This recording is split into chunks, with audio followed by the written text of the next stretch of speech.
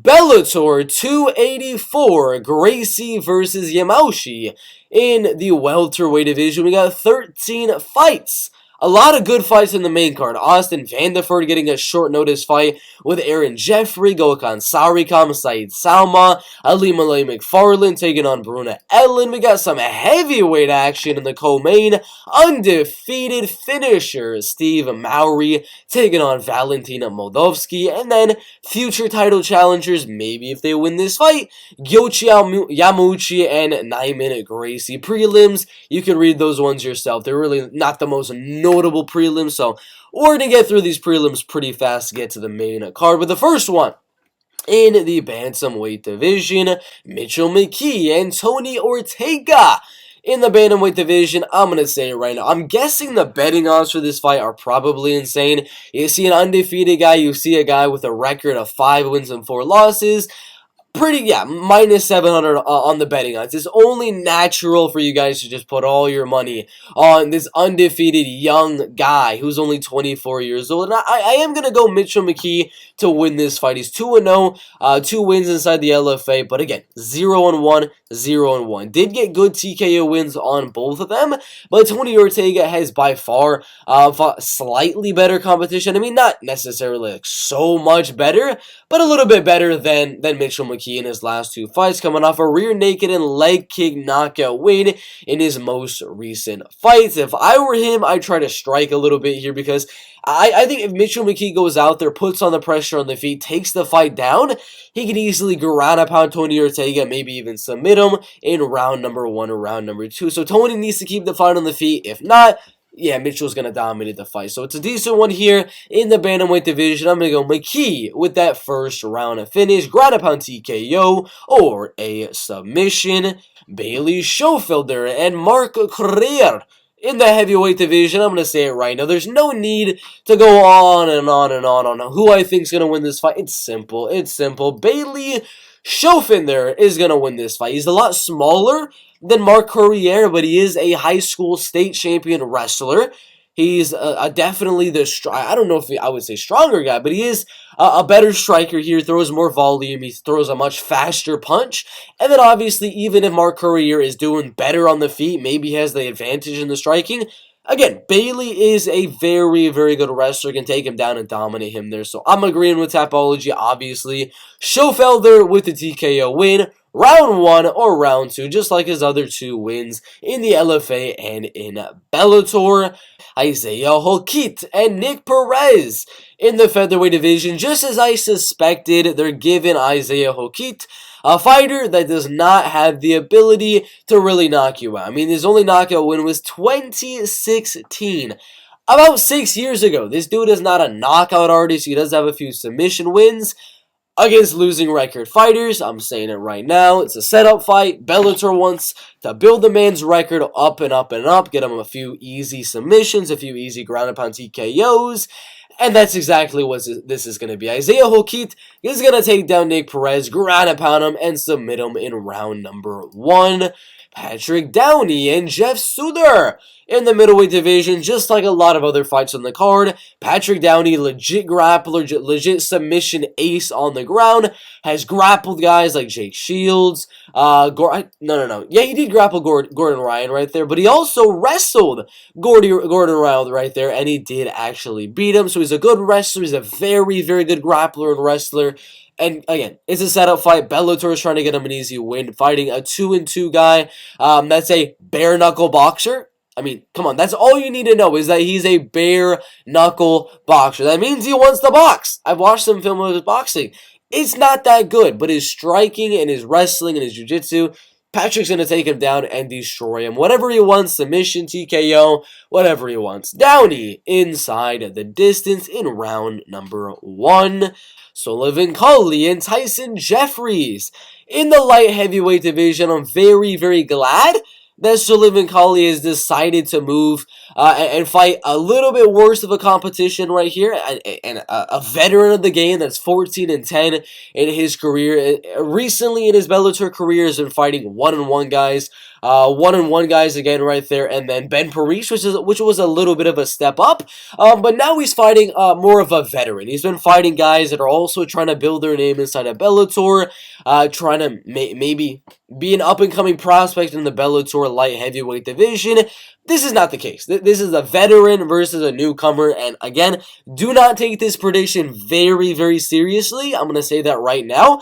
Jeffries has not fought in 4 years. I don't know what he's going to look like. When he did fight, he was only fighting scrubs, 3-4, 13-24, 1-2, and he lost to Ben Egley and Sailaman Ahmadiyar right there. Again, that was 4 years ago. I don't know what he's going to look like, but I'm assuming Bellator is going to do yet another easy win for Sullivan Cauley. He's going to take the fight down just like he did with Ben Parrish in his last fight. Boom, elbows, elbows, elbows, ground and pound TKO in round number 1. DeAnna, Bennett, and Justine Kish 2. Prediction is going to be pretty much the exact same as the first one. DeAnna is the better striker. I mean, Justine was on the back foot the entire first fight. And DeAnna was letting more volume, her head movement was way better, her striking defense was better, her volume was better, her speed was better. Every now and then she'd get the fight to the clinch, she'd body lock Justine Kish, she'd pull out the leg, take her down. I mean, her wrestling is better, her striking is better, everything is better here. It's a clear-cut path to victory right here. I mean, it is women's MMA, so you never really know. But I think it's pretty obvious. DeAnna Bennett with another unanimous decision. Josh Hill and Marcos Breno in the bantamweight division. Marcos Breno, 14 wins and 2 losses, 24 years and 10 months. A lot younger. I mean, this is literally a decade younger than Josh Hill right there. He's a little bit smaller, not too sure about the reach, but he's a good finisher. I mean, coming off a good knockout win over LFA main event fighter Ari Farias, and then a lot of other knockout wins right there. 8 knockouts, 5 submissions, and 1 decision. I do think this is going to be a lot closer than the betting odds do suggest. I can honestly see this one being sort of a pick'em type of fight. Marcos Breno does not deserve to be like a 2-1 underdog like he is on Tapology right here. This one is really going to come down to those big moments because Josh Hill is going to land more volume. He's a veteran of the game. He's been at it for a while. I mean, he fought Rafael Stotts, had a very close decision there. He's fought in Marlon Moraes way back in the day, Vince Yazani, Eric Perez, Jared Scoggins. He's fought the who's who of the Bellator's bantamweight division and the TKO's bantamweight division. He's fought a lot of legit guys. And the reason I'm still going to go for him to win is because he's a veteran. He's got a lot of experience under his belt. And I actually think he has the wrestling advantage. I was going to think, Marcos Breno could go out there and make the striking pretty even and just kind of give the judges what they want in those big flashy moments and things like that, and maybe the judges will give Marcos Breno the rounds on the judges' scorecards because he's landing the harder, more effective shots. But then I remembered, if he's going to be throwing all those big, huge shots on Josh Hill, trying to land that knockout blow, Josh Hill can take him down. Josh Hill's got decent wrestling of his own, and he can take him down. So I think this one's going to be a close one, 29-28. Breno will win at least one round, either round 1 or round 2.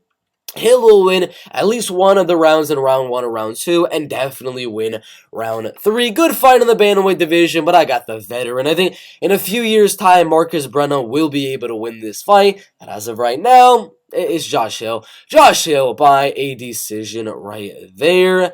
Austin Vanderford and Aaron Jeffries in the middleweight division. A short notice fights. The original opponent on this one was supposed to be Austin Vanderford and Anthony Adams, and we have a lot of cancellations on this card. But yeah, Anthony Adams, Austin Vanderford, I would have gone probably Austin Vanderford to win that one by a decision. I think this is a little bit of a harder matchup in Aaron Jeffries right here. Aaron Jeffries is a much better striker. He's a lot taller, he's a lot bigger, he's a lot stronger, he's a lot more powerful with his hands, and especially coming off that knockout loss to Gegard Mousasi in his last fight, I could see the live underdog possibility. Aaron Jeffries is 100% live, to get this fight to the clinch when Austin Vanderford is a little bit tired, land those good knees, and when we've seen him land those knees plenty of times. Let's go back to his first one right here. Jovali, 4th round TKO.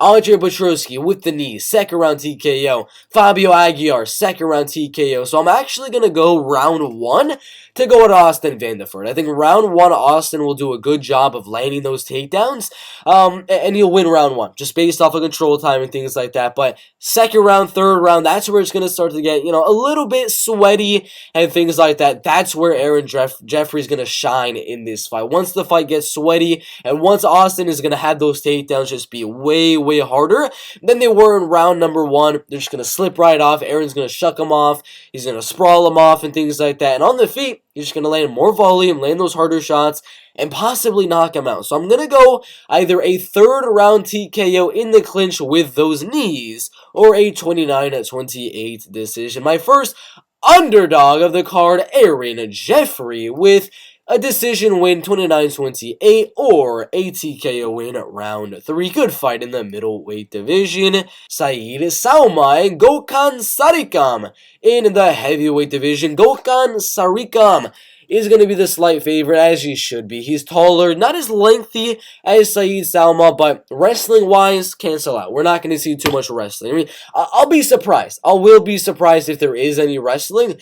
If there is, alright, cool. I don't think either guy is really going to dominate the other guy on the ground. You never know. It's MMA. It's heavyweight division. If one guy gets tired, I can see the other guy dominating them on the ground. But if that doesn't happen, it's going to be a 3-round striking fight. I don't see Gokhan knocking out Soma. I don't see Saeed knocking out Gokhan. See this being 3 rounds of striking. Saeed tries to throw with a little bit more power in a lot of his punches, but it is not throw combinations. Gokhan is throwing jabs, overhands, left hooks, uppercuts. He's throwing 3, 4, 5 punch combinations, which on the judge's eyes is that's what's going to get him the win. Those combinations, those punches and bunches on Soma in this fight is going to get him the win on the judge's scorecard. So even though Saeed might have his moment every now and then to land a big shot, maybe get the fight at the clinch, break the clinch, land a good elbow or something like that, yeah, he can do that every now and then and win at least one of these rounds.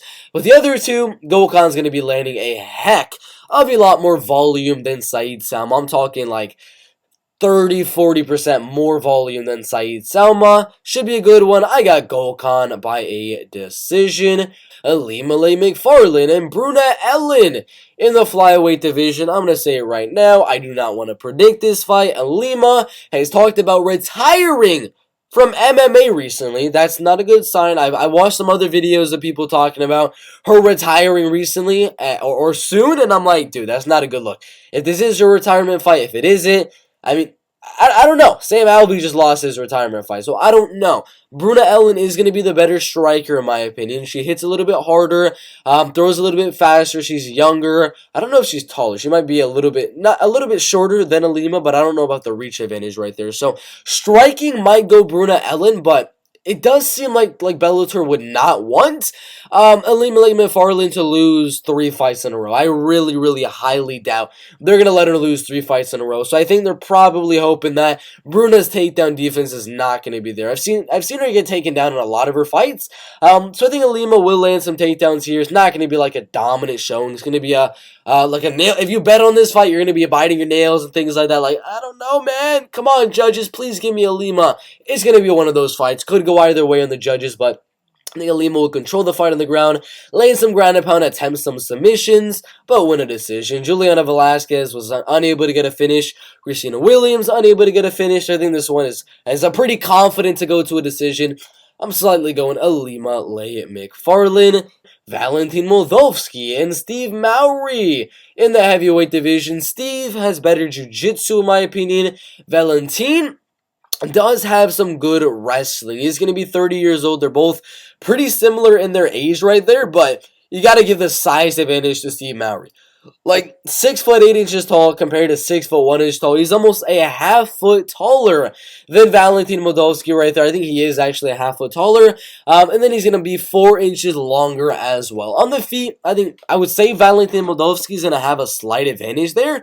But Steve Mowry does have a legit chance of getting this fight to the mat and looking for a submission, maybe looking for some ground and pound, and just trying to finish the fight on the floor. So I think this fight is going to be very, very close. 2-1 is crazy in my opinion. It should be literally Valentin Moldavsky very, very slightly. I am going to go Valentin Moldavsky to win, but this is definitely dog or pass betting wise. I'm going to say that right now. I'm going to go Valentin with a 29-28 decision. I think for the most part, he should be defending a lot of these takedowns and outstriking Steve Mowry on the feet, and maybe even landing some takedowns of his own. He does have the ability to do that, so I'm going to go a 29-28 decision win for Valentin Moldavsky in the heavyweight division.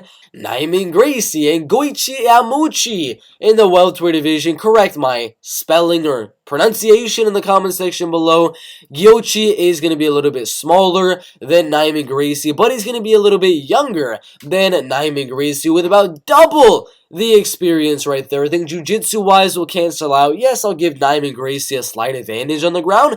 He's not going to submit Goiti, however you say. He's not going to control him on the ground.